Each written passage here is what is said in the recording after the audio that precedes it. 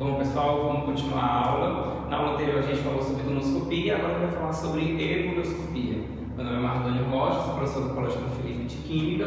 A gente vai falar sobre a elevação da temperatura de ebulição. Então, a gente está trabalhando com as propriedades quando você coloca um soluto no volátil.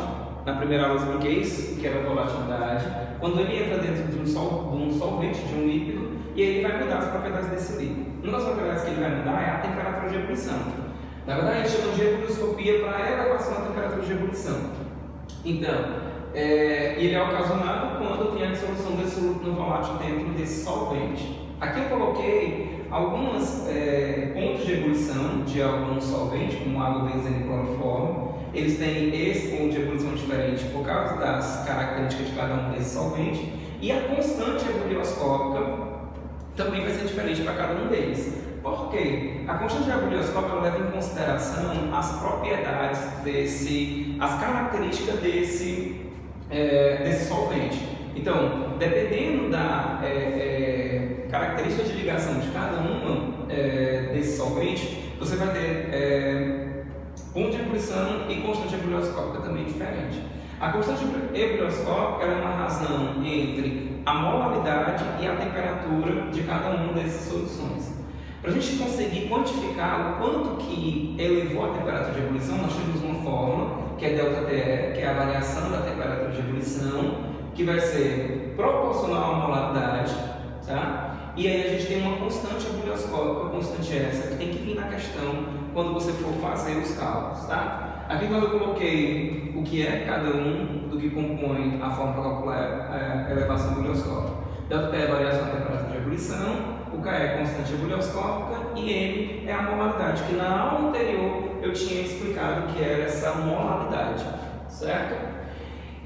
Passou da ebullioscopia, a gente vai para a crioscopia, que é praticamente a mesma coisa. A ebullioscopia é a elevação da temperatura de ebulição. Aqui é o abaixamento da temperatura de congelamento desse solvente. Então, quando você colocar um soluto no volátil dentro desse solvente, ele vai mudar essa propriedade também. Para a gente quantificar essa temperatura de congelamento, ele vai colocar o ΔTC, que é a variação da temperatura de congelamento, igual a constante de congelamento, que também é diferente para cada um dos solventes, vezes a mesma molaridade, ou seja, a fórmula é praticamente a mesma.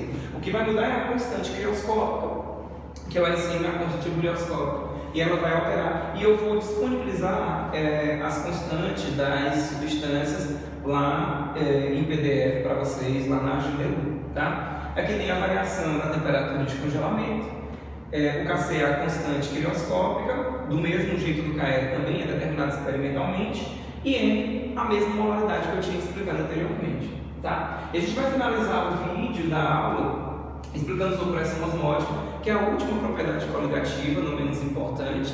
Na verdade, a observação das propriedades coligativas ela vem da pressão osmótica, qual é a pressão exercida quando eu bebo uma água com uma concentração de sais menor. E aí, o que acontece? Essa água que entra diluída, ela acaba querendo entrar dentro da célula e diluindo aí os minerais da célula, vindo a ocorrer alguns efeitos fisiológicos.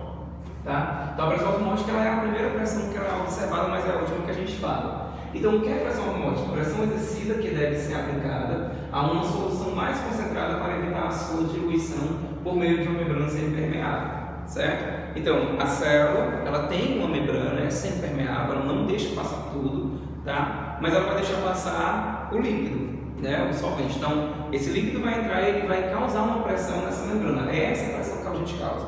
Na verdade, a pressão osmótica, se a gente fosse tentar desenhar, se eu tivesse aqui um recipiente, tem uma membrana semipermeável ou um material poroso, e aqui eu tenho uma solução concentrada,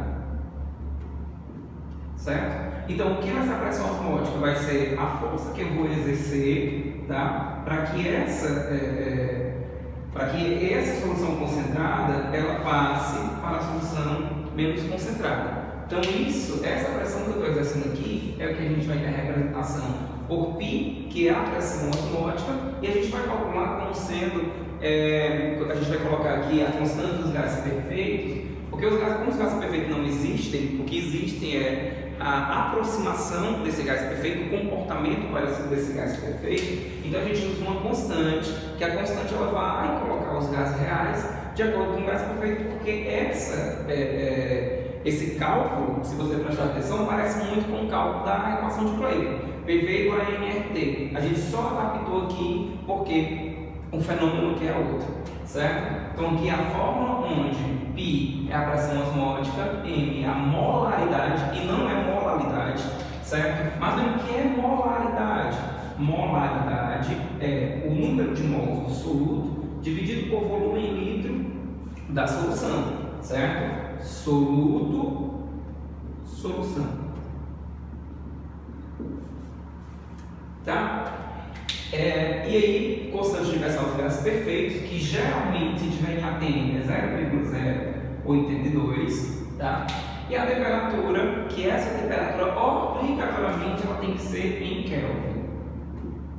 Mas eu esqueci como é que calcula a temperatura em Kelvin. Você pega a temperatura em Kelvin, ela vai ser a temperatura em Celsius mais o zero absoluto da temperatura em Kelvin, que é 273. Então, dessa forma, você converte a temperatura em Celsius em temperatura em Kelvin. Então, é super tranquilo, super bacana. É só somar a temperatura que você tem em Celsius mais 273, que você vai ter convertido a temperatura em Kelvin, que obrigatoriamente a temperatura tem que ser em Kelvin, tá? Assim eu termino a minha aula, tá? Eu vou disponibilizar um material de questões sobre esse conteúdo na Agenda Edu, e aí, posteriormente, a gente volta a conversar pelas mídias sociais da escola.